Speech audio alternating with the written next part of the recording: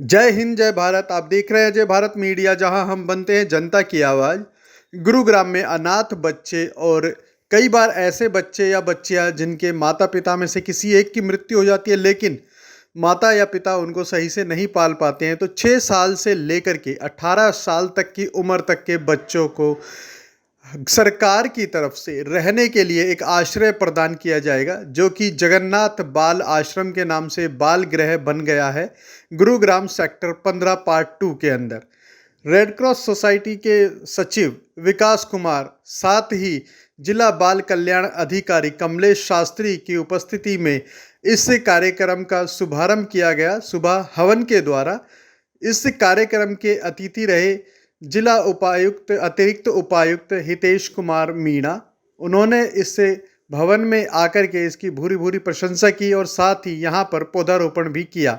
आपको बताना चाहेंगे कि इस कार्यक्रम के अंदर शहर के कई गणमान्य व्यक्तियों ने हिस्सा लिया, जिनमें कि ऋचा वशिष्ठ, जो कि रेलवे सलाहकार बोर्ड की सदस्य भी हैं, साथ ही चाइल्ड वेलफेयर कमेटी की तरफ से भी कई सदस्य मौजूद रहे। कार्यक्रम के बारे में बताते हुए हितेश कुमार मीणा ने बताया कि यहाँ पर बच्चों की सुख सुविधाओं का सभी ख्याल रखा गया है। उनको बिल्कुल घर जैसा माहौल यहाँ पर मिलेगा। अभी शुरुआत में सिर्फ 5 बच्चे यहाँ पर रह रहे हैं। आने वाले समय में यह संख्या बढ़ने की पूरी उम्मीद है। देखिए ये खास खबर, शेयर जरूर कीजिए जिससे किसी ज़रूरतमंद तक यह खबर पहुँच पाई। धन्यवाद। जय हिंद जय भारत। यहाँ पे हमारा जगन्नाथ सेंटर है, जिसमें जो ज़रूरत बच्चे हैं सीसीआई के जो नॉर्म्स है उसके हिसाब से यहाँ पे बच्चे आते हैं। अभी यहाँ पे 5 बच्चे हम भेज रहे हैं आज से, और मैं आप लोगों के माध्यम से आम जनता से, गुड़गांव के निवासियों से सबसे गुजारिश करूँगा कि जितनी भी नीडफुल पर्सन है जिनकी चाइल्ड केयर सेंटर में उनको जिनको ज़रूरत है, तो CWC के केसेस के माध्यम से यहाँ पे आते हैं। तो जितने भी ज़रूरतमंद आपको अपने near by relatives friend circle में जहाँ मिले उनको इन सेंटरों में भेजो। एट दी सेम टाइम जितना भी फाइनेंशियल सपोर्ट या इमोशनल सपोर्ट इन सेंटरों को आप दे सकें, जब कभी भी समय मिले इन सेंटरों को विजिट करें। Not only child care centres, पास में डेफ एंड डम स्कूल्स भी है, उसमें भी आएँ, अपने बच्चों के साथ समय व्यतीत करें, ताकि उनकी जो एक एक्स्ट्रा नीड है, जो vulnerable section of the society है, जो जिसको स्पेशल केयर की ज़रूरत होती है, वो आपको एक नज़दीकी से देख के पता चले। और जितना आप सपोर्ट कर पाएंगे उतना ये इंस्टीट्यूट और बेहतर अपना परफॉर्म कर पाएंगे। कितनी एज ग्रुप के बच्चे यहाँ रहेंगे? यहाँ पे जनरली जो CWC के माध्यम से जो केसेस आते हैं वो टिल 6 to 18 जो रेंज है उसमें आते हैं, और अलग अलग किसी के साथ जैसे कोई डोमेस्टिक वायलेंस हो रहा है या फिर पॉक्सो के केसेस हैं, वो भी यहाँ पे बच्चे हैं। तो CWC के डिफरेंट टाइप ऑफ के केस, लेबर वाले केसेस हैं, इस टाइप के केसेस में 6 to 18 ईयर्स वाले यहाँ पे रखे जाते हैं। सर, क्या ऐसे बच्चे आएंगे जिनके माँ बाप नहीं है या सिर्फ माँ नहीं है और पिता है, वो भी इसमें आ सकते हैं? हाँ, इसमें सभी टाइप के बच्चे हैं, जो कि अनाथ हैं तो वो भी आ सकते हैं। जैसे जिसको जगन्नाथ टर्म इसीलिए दिया गया है, पहले इनका नॉमेनक्लेचर अनाथ करके था, उससे एक थोड़ा सा नेगेटिविटी वाइब आती थी समाज में।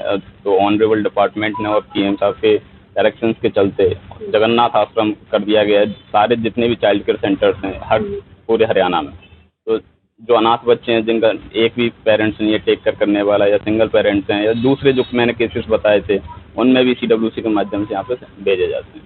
सर, कई बार सिक्योरिटी को लेकर सवाल उठाए जाते हैं, तो उसके लिए क्या इंतजाम?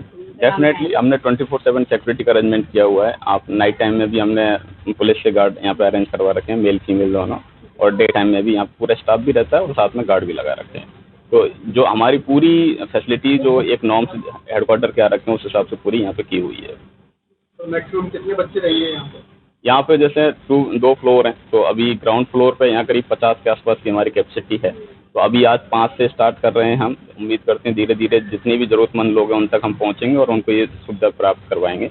सेकंड फ्लोर जो फर्स्ट फ्लोर है उस पर भी 50 की कैपेसिटी है। अभी जैसे ये खाली था तो हमने डेफ एंड डम स्कूल के जो बच्चे थे, बच्चियाँ हैं, उनके लिए फर्स्ट फ्लोर दे दिए। तो अभी हमारे पास ईजिली 100 की कैपेसिटी यहाँ पे है। धन्यवाद। मैं कमलेश शास्त्री, जिला बाल कल्याण अधिकारी के तौर पर आपसे वार्तालाप कर रहा हूँ।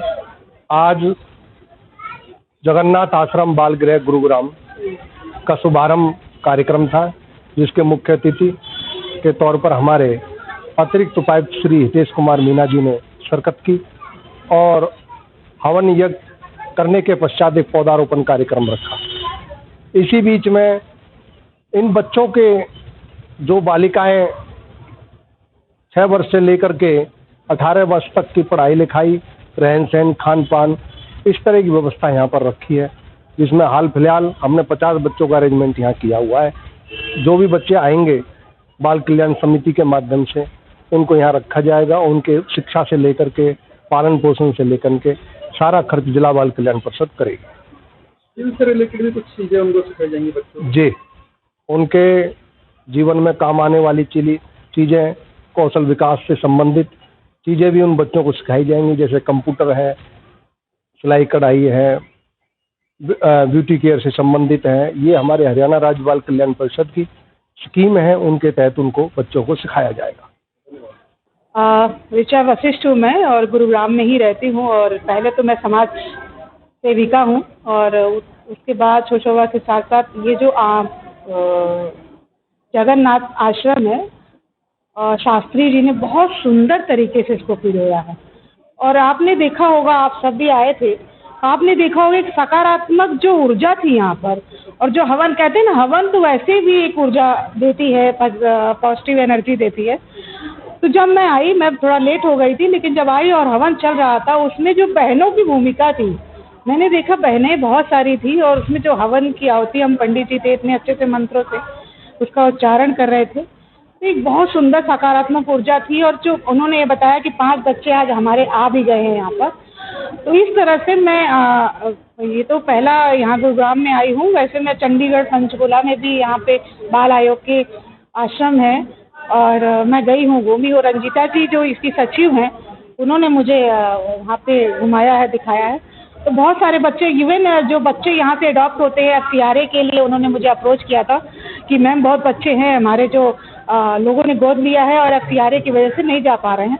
तो रंजीता जी बहुत मेहनत कर रही हैं इसमें, और पूरा हरियाणा सरकार जो कर रहा है, मैं बहुत तहे दिल से धन्यवाद देती हूँ हरियाणा सरकार का, अपने माननीय आदरणीय मुख्यमंत्री मनोहर लाल खट्टर जी का, कि उन्होंने एक बहुत सुंदर वातावरण दिया है। जो बच्चे अनाथ थे, जिनकी माँ नहीं थी, उनको एक घर दिया। कितना आपने देखा ना, कितना सुंदर कैंपस है, इतना सुंदर घर पे भी नहीं मिलता। तो इतना सुंदर कैंपस है, बेड है, सिस्टम से है। यहाँ टाइम से बच्चों को उठना होगा, खान विश्राम, योगा, सब कुछ सिखाया जाएगा। जो बच्चे, अब मैंने देखा विकलांग बच्चे भी थे बहुत सारे, उनको बहुत अच्छे से, जो यहाँ की केयर टेकर थी, टीचर्स थी, वो उन्होंने बहुत अच्छे तरीके से उनका पालन पोषण किया। कई बार क्या होता है कि अपने बच्चे होते हैं तो माँ बोलती है चलो होता रहता है, लेकिन यहाँ जो केयर है, जो बहुत सुंदर केयर है, जो बच्चों का एक सुरक्षा कवच की तरह से, जो शास्त्री जी हैं, जो यहाँ के अध्यक्ष हैं, बहुत सुंदर प्रांगण। ADC सर आए थे, उन्होंने कितना अच्छे से बताया कि आप लोग हर तरह से भूमिका दीजिए यहाँ पर। मेरे लिए भी बोला कि आप समाज सेविका है और मैं माँ फाउंडेशन की प्रेसिडेंट भी हूँ, मदर्स पे काम करती हूँ, तो आप लोग भी भूमिका रहेगी। ज़रूरी नहीं होता कि फाइनेंशियली तो बहुत ज़रूरी है, फंड के साथ साथ आपका सहयोग भी बहुत ज़रूरी है। हर बच्चे का जब जन्मदिन हो तो आप आइए, स्वयं मनाइए।